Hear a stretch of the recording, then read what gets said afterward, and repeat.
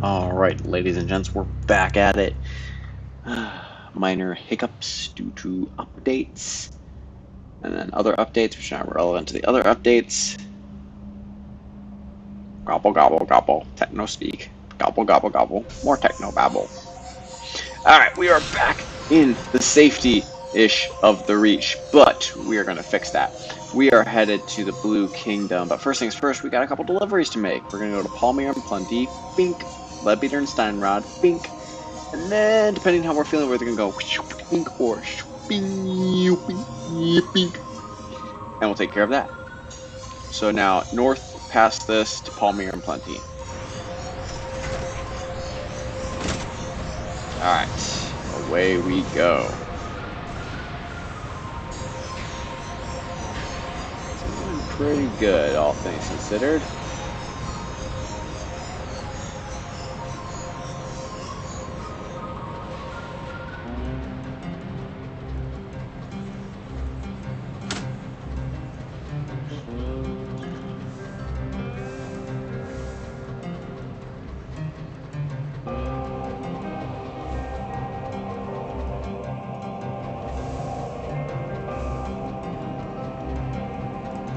Feeling pretty good about this trip.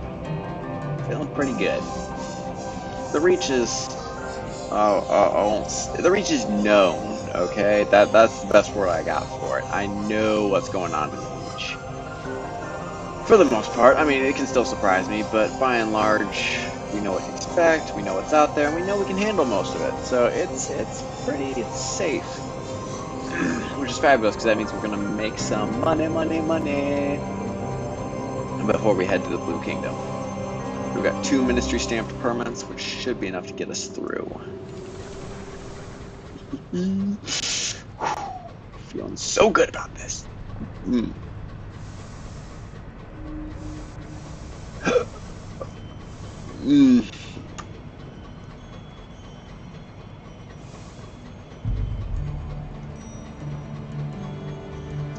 Free terror reduction.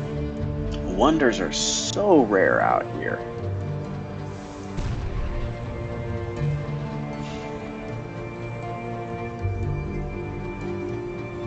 Almost Palmyra and Plenty. We've exhausted all the quests there, so there's really not much else for us to do.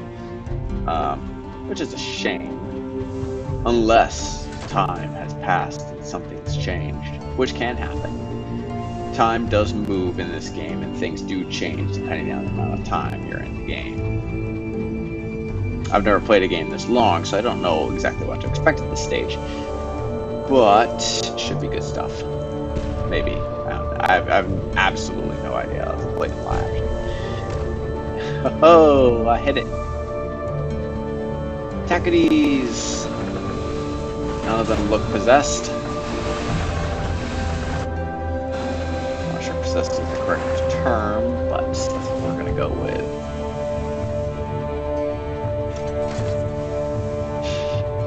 Mother said no. Poor people. Disease.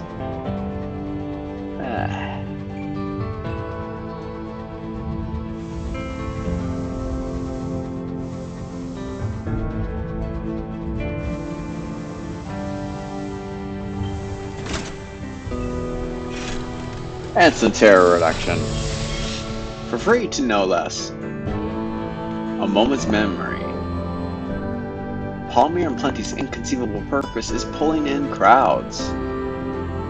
Passenger locomotive shuttle guests in, merchant traders, and even the odd high-ranking taxi captain find excuses to dock at Gervais's Rest. The ringmaster has run off his feet. The rejuvenated circus is heaving with visitors. Looming over it all is the vast obelisk. Its shadow falls over the crowds. Its sigils are burning brighter than you remember. Here, once before. The circus has vanished. The islands on which it stood are empty aside for a vast tree of fungus stretching up into the heavens. Its hyphae stretched from island to island, weaving them together, are verdant. Looming above it, a luminescent crustacean the size of a palace, a messenger. Its carapace is emblazoned with the sign of 2 overlapping suns. Its pincers flex slowly, thoughtfully. Sigils burn in the air between the two, exchanged like volleys in a tennis match. Gradually, the flurry of correspondence diminishes. A compact has been reached. The messenger drives the obelisk into the ground, a marker of their concord. The obelisk is marked with the words of the emissaries, of meeting, of peace. One close to the point ignites in searing light, a commingling of radiance. The obelisk remembers the promise. Something has to. We got a searing enigma! Okay. And the circus is actually still here. Oh, thank goodness. I was afraid I got rid of it and killed it. Yeah.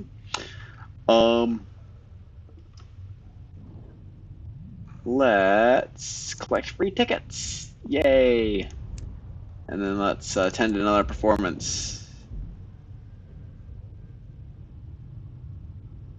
Yeah, no. We know everything that's going on here. Visit the amusements. You and the crew spend several hours enjoying the offerings of the newly revitalized circus. The strong woman salutes you, effortlessly supporting a heavy bar with the other hand. The urchin at the drink stand gives you a drink with probably no spit in it at all. By the time your ticket expires, your crew is considerably more relaxed.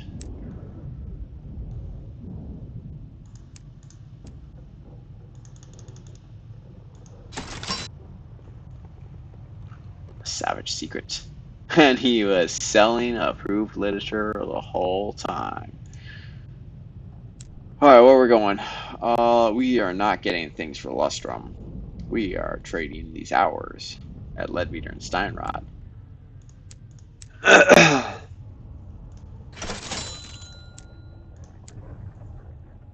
Alright, so that was actually cool. I was not expecting to find anything out of this. But that was actually pretty cool. That was actually pretty cool. And a Syrian Enigma, whew, those are fiendishly rare. And by fiendishly rare, I mean like obscenely rare. Very hard to get your hands on. So they're very dear to part with, but sometimes they're necessary for the top level quests. So let us see. Get some fireworks to celebrate what just happened. Oh, something. Oh, Chorister honey. Let's take it.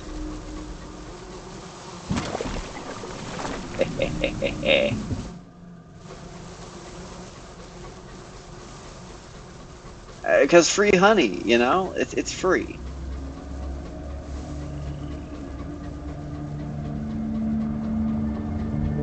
I will take free. Yes, sir.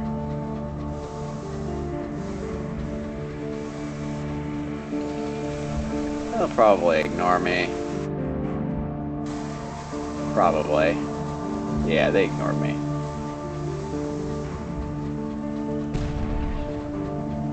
Now, the trick is we got to get into Leadbeater and Steinrod, which, oh, there's a wind blowing in that direction.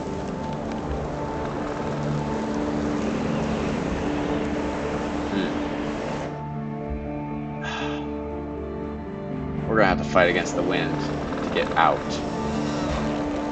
Which means I am gonna go to Avon just because I want to get some terror resolved. I'd like to go in clean, you know what I'm saying?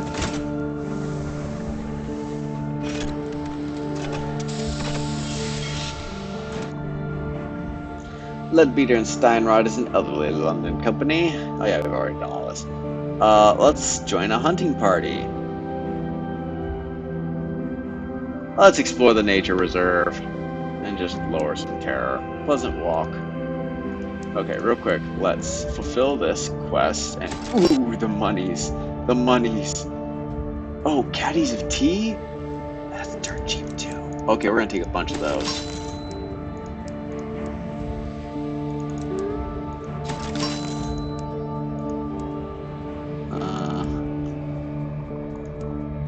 Is there anything of worth? No, this is just, no, it's nothing. Basic research.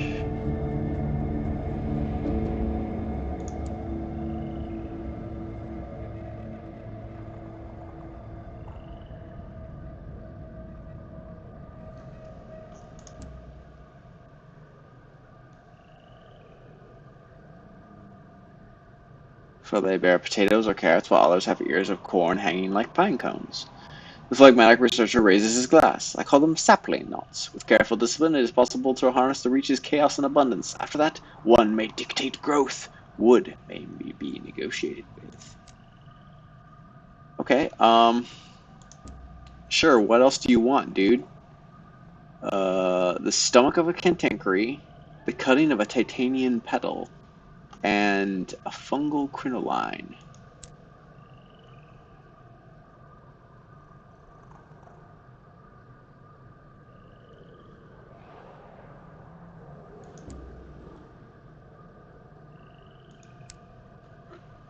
Alright. Anything in Albert's Idyll? This dude.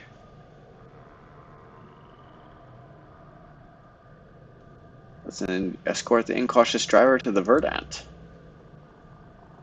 The driver stares at the telegram from home, visibly conflicted. Finally, they look up. No, I have to go and pay my respects to Father first, while I'm still me, as much of me as I can be sure of at least. My own needs can wait, at least a little longer. Okay, so he doesn't want to go.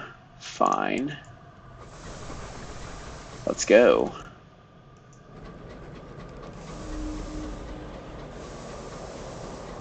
We are headed in.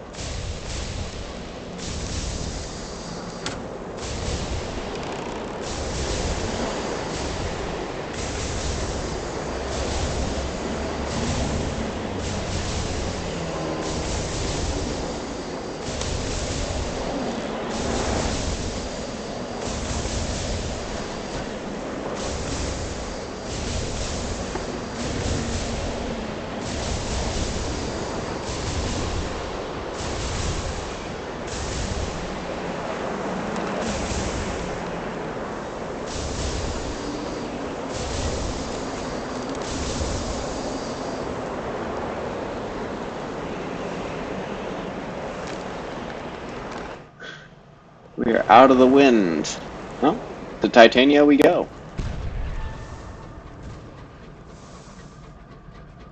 The T is for Port Avon. Oh, hello. I think I need to kill one of these for the researcher dude.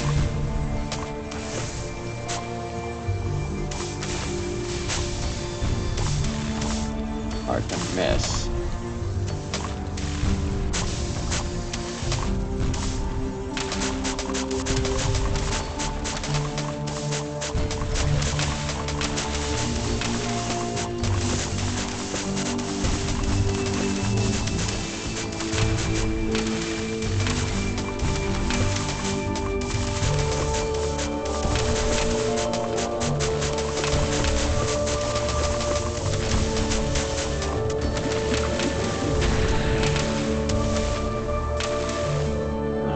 That might be what I need for my quest. Maybe.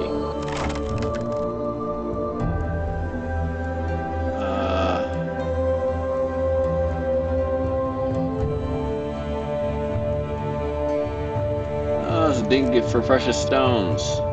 86 sovereigns and 5 terror. Okay. So that wasn't what I needed for the quest. Pity.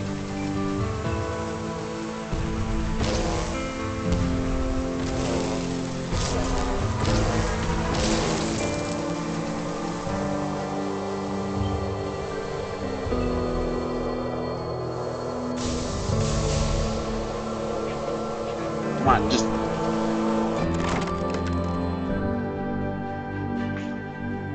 let's gain some experience. Just...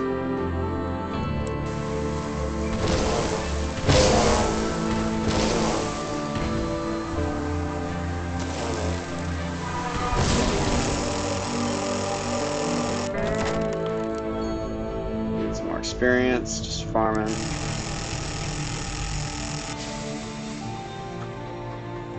Nothing serious.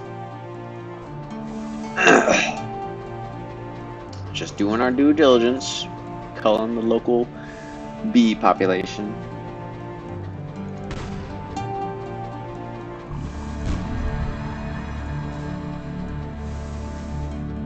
We might be able to get, probably should be able to get a cutting of that pearl thingy here. or flour here. If we can't, I don't know where we'll get it.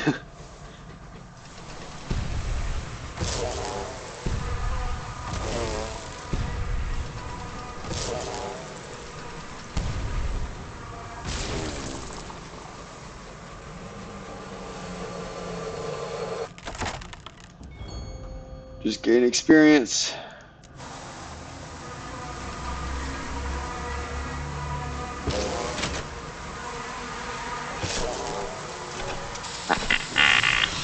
I'm away.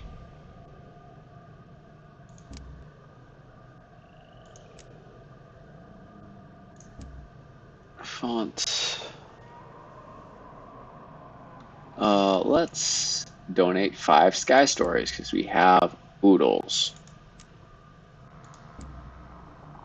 And then art exhibition, lower terror.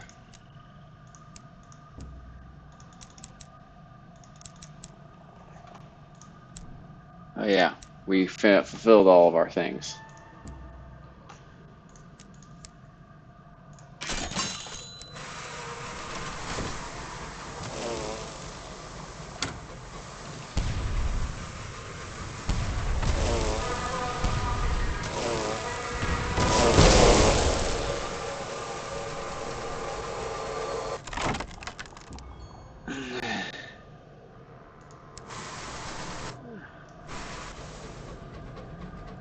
Alright. Killed a bunch of bees, and now we're on our way. This thing is amazing against those suckers, in case you didn't notice. I'm quite pleased with myself. Yes, quite tickled pink, I'd say.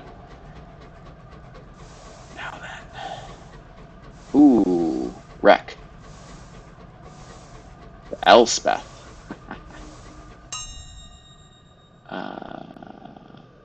Signal the wreck. I think we might pick up a crew member. Yay, we gained a crew.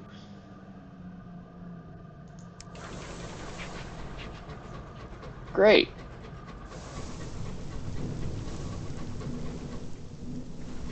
Now we can lose one. And not feel horrible about it beyond the normal amount.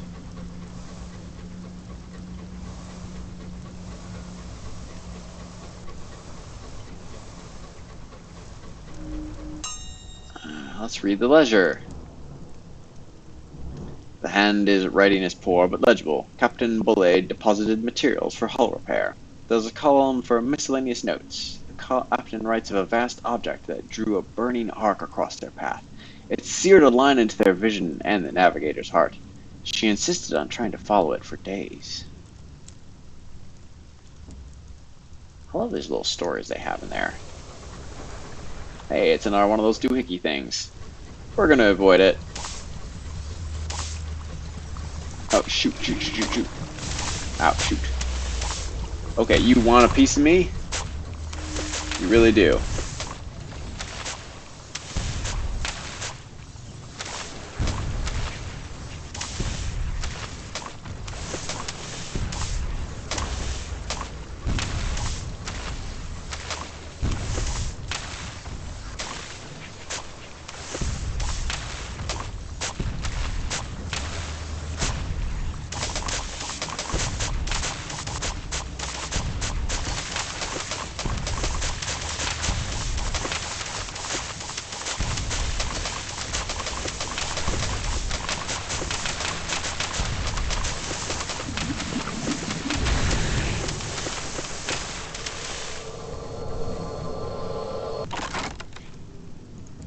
Now let's render it inert. 2 supplies. Ouch. Oh, minimal damage. Retrieve the stomach. Short straws. The shell is too tough to crack, but is large enough to crawl into, and that's what the unlucky winner of an impromptu lottery is obliged to do. They are given a knife and a sou'wester to cover their sky suit, and crawl inside. They emerge later, dripping, cursing, and clutching the withered knot of a stomach. Nice. Now then, can we finally get to Port Avon in peace? Will it be enough?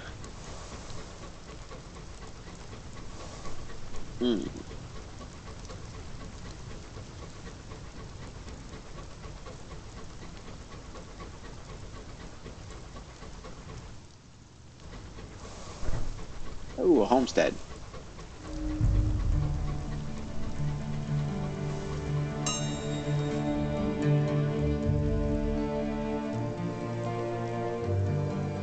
Yeah, let's eat our fill, reduce terror.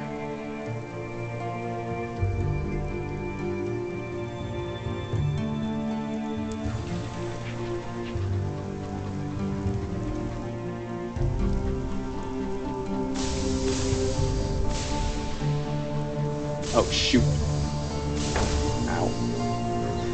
See, sometimes things just blend into the background, and I'm just like, you know, not, my eyeballs don't focus on it, and then all of a sudden, blah, it's there. I feel for Joe, wherever he is. I understand your pain, my man. Quiet day. Yeah, let's buy cheap fuel.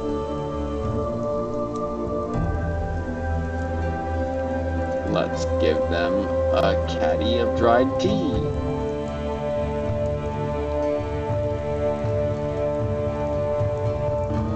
The locals are still essentially British. They cannot resist the smell of tea. They enter nervously like stray cats approaching an unexpected bowl of milk. As you pour, one attempts tentative conversation about the weather. You express amazement. Soon he has relaxed enough to risk an actual opinion. You smile into your cup. You're one of them now, for a little while.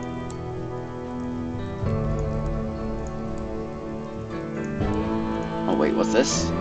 The Auroral Sommelier. Someone has grafted brass wheels to the carcass of an old armoire and impaled its top with a jaunty damasked umbrella. A man stands behind it, flesh and finery the colors of the dawn, shepherding customers through their sampling of wines. Sweet wines, sour wines, subtle wines, and sinful spirits of every vintage, save, of course, the Hesperidian cider. He gives a small, sad laugh. I know because I looked. This is the only place with real apples, but even here, that cider eludes me. He beckons you with a gloved hand. Ask him about the Hesperidian cider. A rare vintage, unheard and unseen since London. This merits investigation. Closer, closer, come listen. Come here, come close and listen, you effervescent thing. I have a story, an associate of mine. He once gave me a sip of it. One golden drop to place under my tongue, and my life was changed. A carnivorous pleasure steeps in his voice as he speaks. I went back to the store immediately, of course, but the price was too much. And then eventually the dreams drained away, and now I'm here, serving wine to drunks. His laughter is black and bitter, but the Auroral Sommelier gives you the address, nonetheless, just in case. If you decide to risk the same grief, savor it for me. Alright, so next time we're in London, we could get really drunk. Anything in the Nowhere Inn?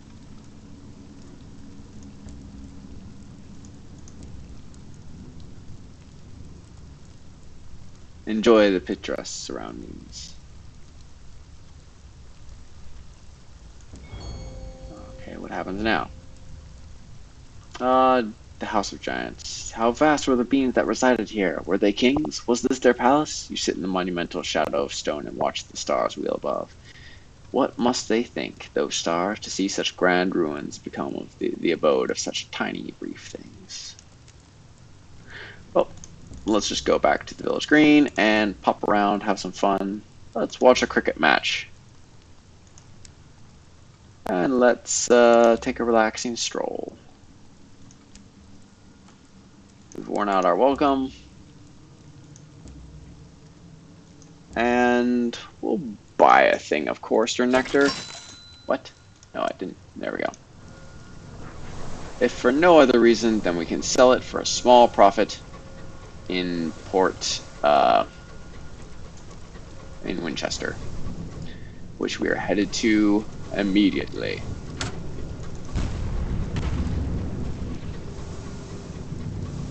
I think I'm going to give up, since I know I can get permits elsewhere. We're going to give up on the Windward Company entirely, focus on the Tackies, and try to become a hero to them. Let's see how well that works.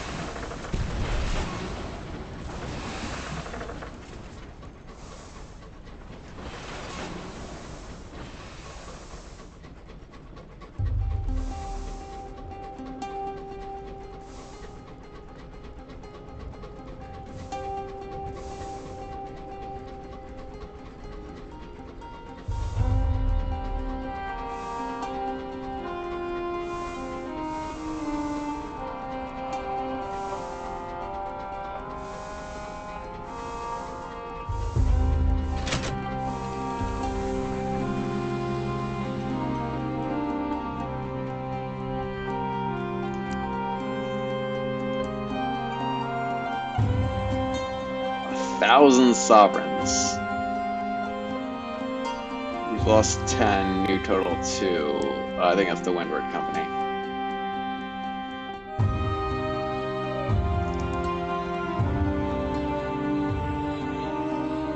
The injured veteran leads you to her office. It is paneled with bronzewood. A painting from the old world hangs on one wall.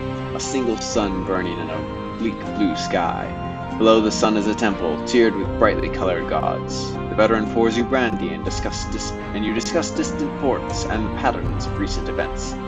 Independence is a charming idea, she confesses after an hour, but when London comes, it'll take a nation to stand against her.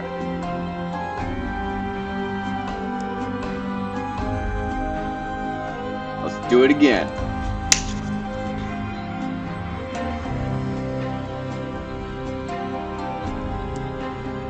We can't do it, but I think one more and we'd actually be a hero to the Tacneys. And I think that's worth it.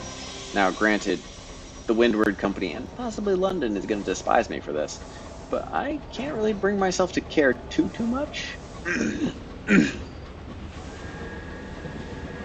Alright, now, Mr. Driver.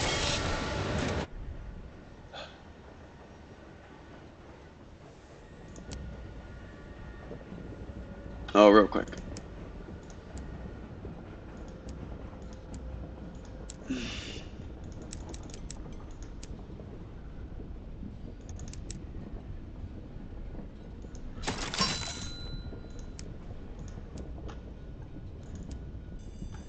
Escort the incautious driver home. The Steinrod mansion is draped in mourning black. The lady of the house stiffly greets her guests, nodding at every whispered word of condolence.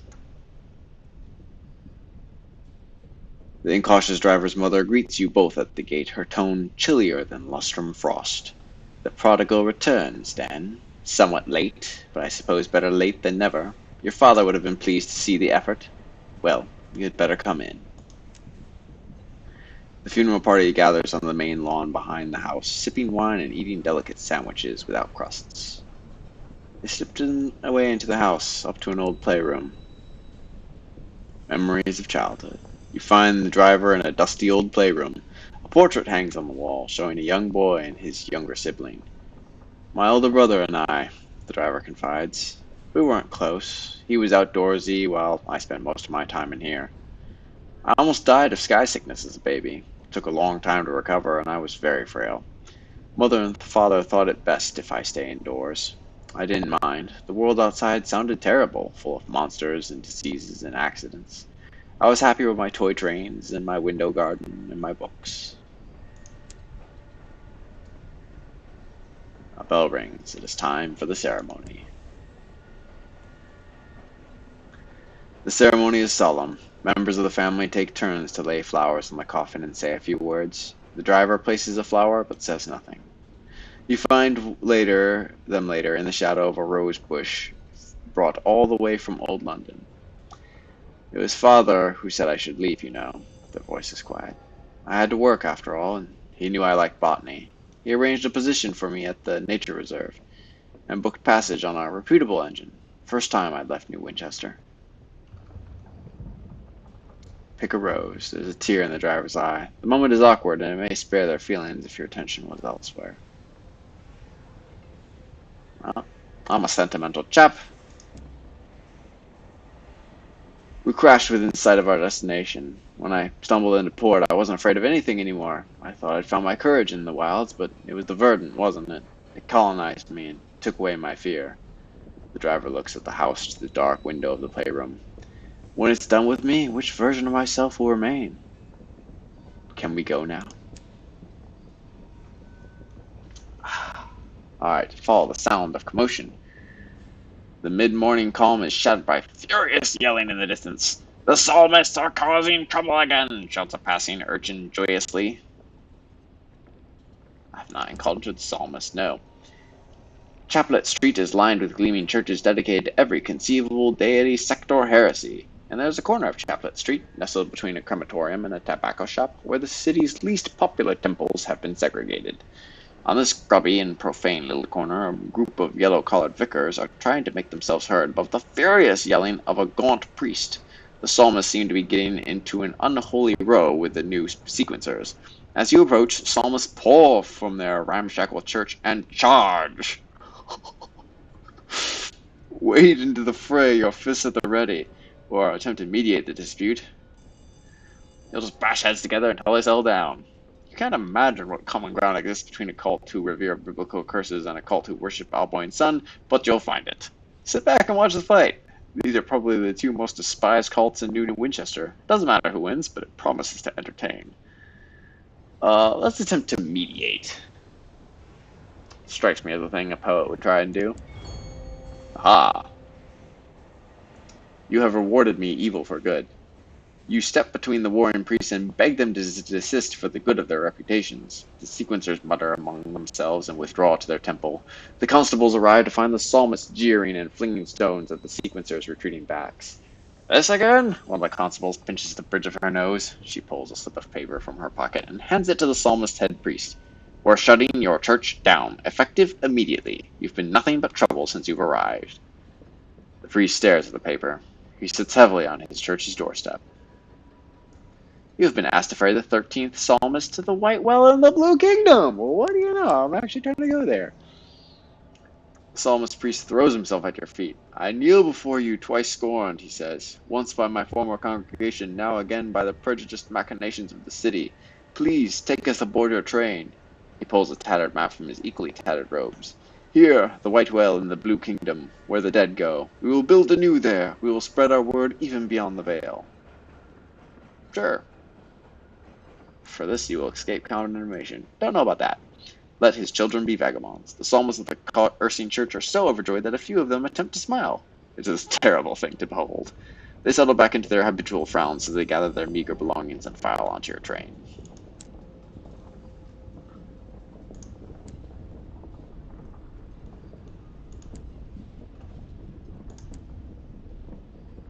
Doesn't cost much.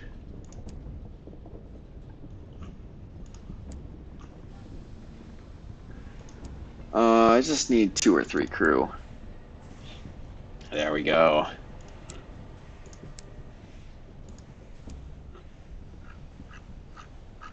$16,000.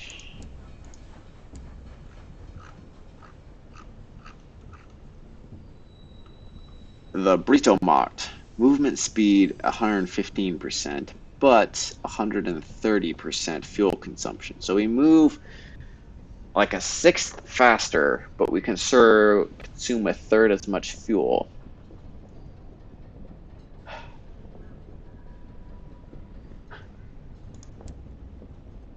Hey, can't really say it.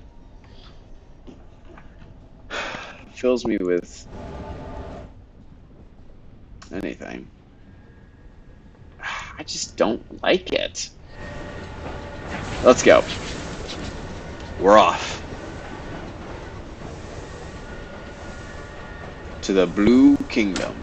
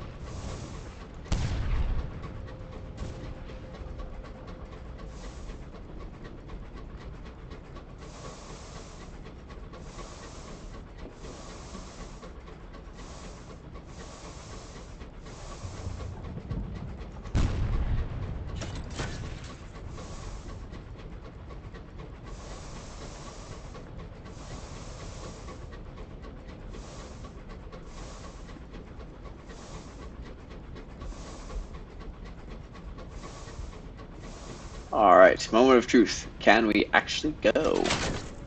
I want to say yes.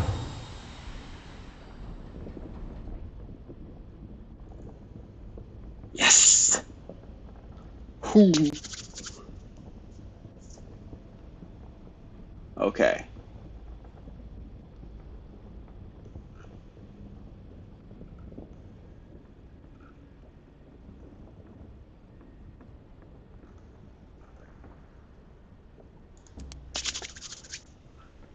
The official considers you from behind his desk at the relay gate. A thoughtful nod. We must be cautious, for the Empire's safety. He appraises you. We need to be certain you're the right sort of captain. He picks up the coin purse you've placed on the counter and considers its heft. Clearly, you are.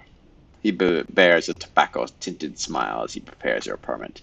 The paper is white as lamb's wool and thick enough to make an undignified wobbling noise when he hands it over.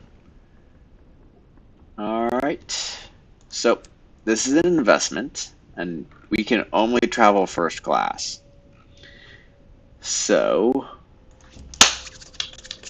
away we go! The official will not touch the artifact himself. Horrible thing. He presses a button. An underling scurries in and takes it away in a brass box. The relay machinery grinds and stirs. The steam vents. The sigils of the edifice burn with sullen fire. A force like a great hand seizes your engine. I've never been to the Blue Kingdom.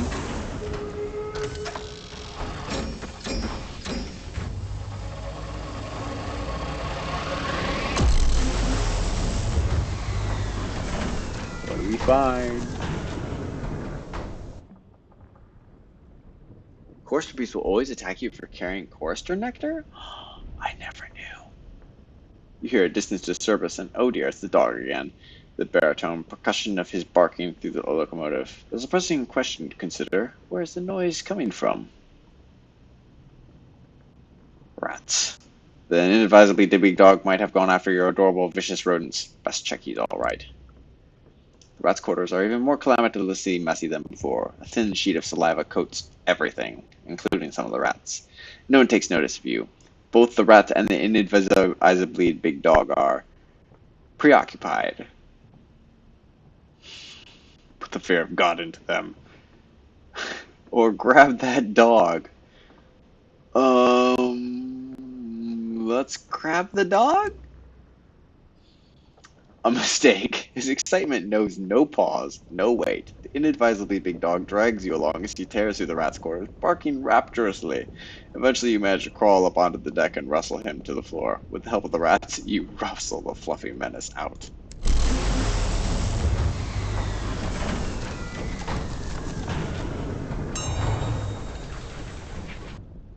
And we have made it to the Blue Kingdom.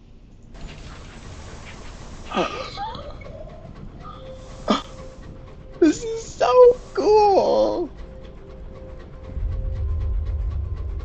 I say that now, but we're bound to get hit by some sort of terror. I have absolutely no clue what to expect.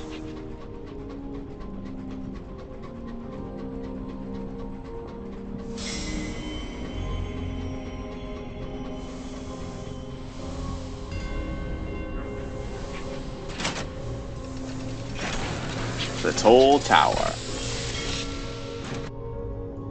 A constant stream of dead spirits enters the Blue Kingdom through the base of the tower.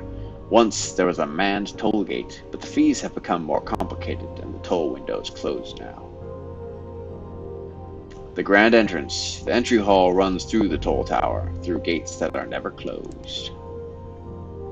The hall is full of passing spirits, a few of them human, a masked warhorse, a masked dolphin, swimming easily in the ghost of an ocean.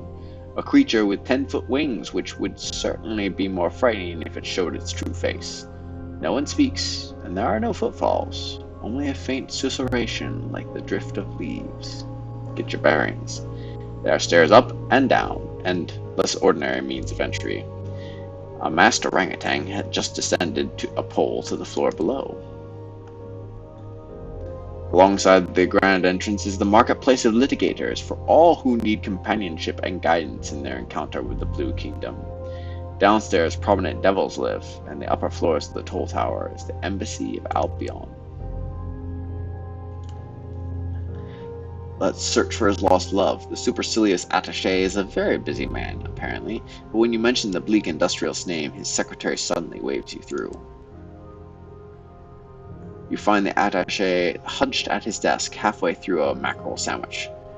The bureaucracy here is utterly intractable, he moans. I tried all the official channels. Honestly, I filled forms until my hands bled, but they won't even tell me where she is. It's no use anyway. The dead can't go back. Ask where you should start looking. A testament of salt. A spirit is sent first to the White Well for judgment at the stone-faced court, explains the attaché. If they are officially declared dead, they move on to death's door. From there, well, nobody knows. I have something that may help your search, if you insist on persisting. He retrieves a wax tablet from his drawer and pushes it across the desk. It declares the bearer is officially dead.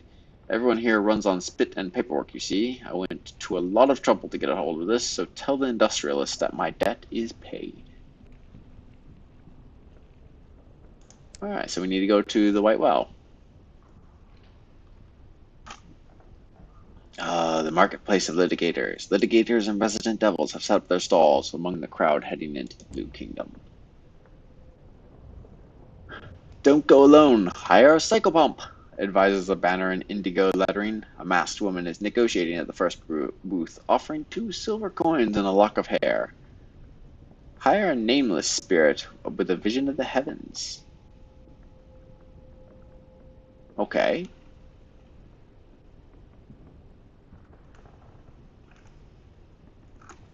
Let's question him. You ought to be marked ante-deceased, explains the litigator bluntly. You know what that means, of course. Have a seat. The consultation is free of charge for the first 12 hours. Ante-deceased status. Well, looks like we need to go to the... Alright. Litigator's assistant has offered you a pillow on the stone floor and prepared you a cup of heated ox blood. In front of you is a wax tablet, which offers a menu of suitable questions, which is entitled Liturgy of Consultation. Lesser right. What is a Pharma status? Those who have come to the Blue Kingdom in the proper way. The Pharma are many dead who have come to the Blue Kingdom to enter by death's door. They are Pharma only until they pass through, and then... But it is forbidden to speak of that higher mystery. The assistant interrupts the liturgical explanation in order to ring a bell 3 times and to kiss a branch of antlers wreathed in honeysuckle. The Pharma are not entirely free of troubles, however.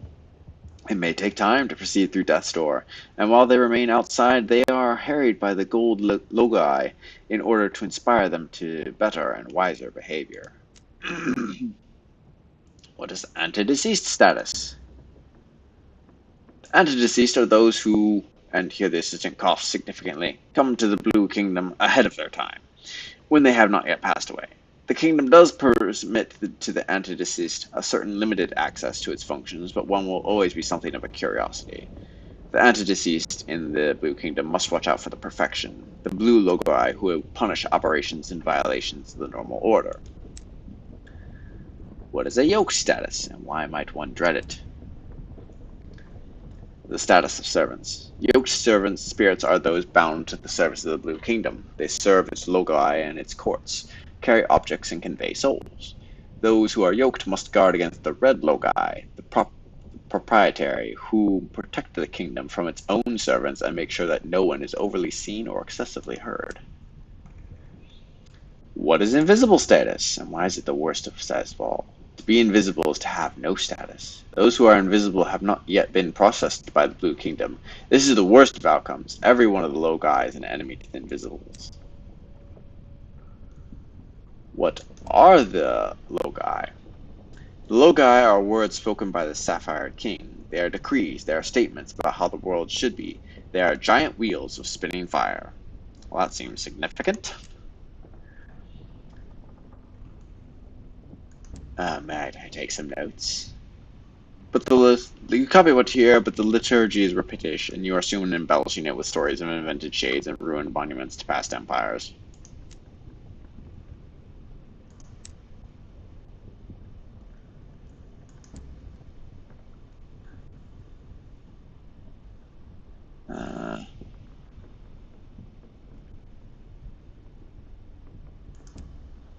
Sure.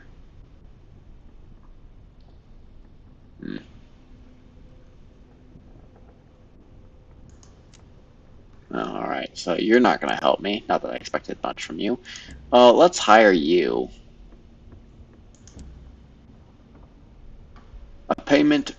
First payment gratefully received. The nameless spirit voice creaks out of its jar. Thank you, it says. I've always been an explorer, and it is a deep voice, deeper than one should be able to fit in to a container sized for pickles. As if to acknowledge the incongruity, the nameless spirit winks at you, but you have not the sense it is also searching for something in your face. It is not sure whether it has found that something. It will assist you for a month before further payment is required. Well, I got plenty of visions of heaven, and they're not exactly hard to come by.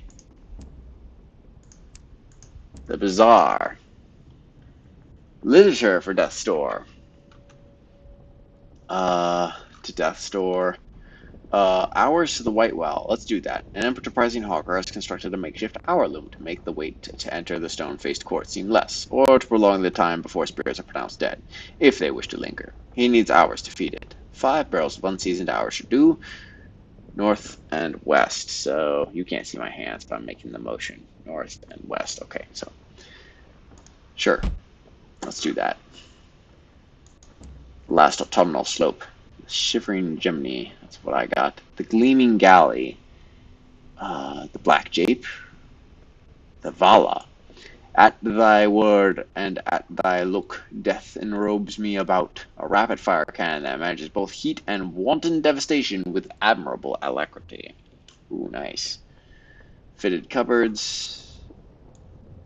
Oh, nice. An adjustable infirmary. A comprehensive medical wing that, through an ingenious system of winches and pulleys, can be expanded or retracted depending on the number of casualties and the number of fatalities. Saint Fire. Thrust in thy sickle and reap, for the time is come for thee to reap. The bright star in the Communist Yard's firmament, the Saint Fire is a Gatling gun of unparalleled ferocity. Not advisable if you want to take prisoners. This must be mounted in a large weapon slot. The Watchers in his ear. Ooh. The lattice of bright jeweled eyes pried from ruins in the Blue Kingdom, mounted so that they stud your plating like stars gemming in the firmament. But they will scrutinize anything nearby. A stone mouth conveniently mounted in your cabin reports their findings. Ooh, I want that. I want that so bad, but I need so many hearts. I guess I know what I'm focusing on. I need hearts. Golgonuza. What immortal eye, hand or eye dare frame thy fearful symmetry? The pride and terror of Cotterell and Heathersage, colloquially known as the Finisher. Its recoil is never forgotten by those who fire her. The opinion of those fired upon is best sourced through a good medium. This must be mounted on a large weapon slot. Okay. Gates of ivory and rose and adamant plating. Strong as the gates of hell, impenetrable as the mind of God, and an elaborate motif of chained roses provides the perfect finish. And the siphon. Okay. A brass stallion of an engine forged in the smoky, incandescent engine yards of unfathomable Pan. It was built by devils using an ancient abyssal law furnace. This furnace permits bursts of infernal speed. The turret. What is this? The food of the dead. It's as pale as the ghost of a moon, sweeter than spun sugar, and crumbles in your mouth like plaster of Paris. That's important to know, that I might not be able to get actual food for my crew. Pilgrim's Progress. Okay, so the standard. Ooh, we could get the Agravain or the Moloch here. And the bank, which sadly doesn't have much for me. But here is where we're going to stop, because I think that is quite enough adventure for the moment. And it has been, a hot minute on this one. Well, thank you all for watching, and we'll see you next time. Farewell.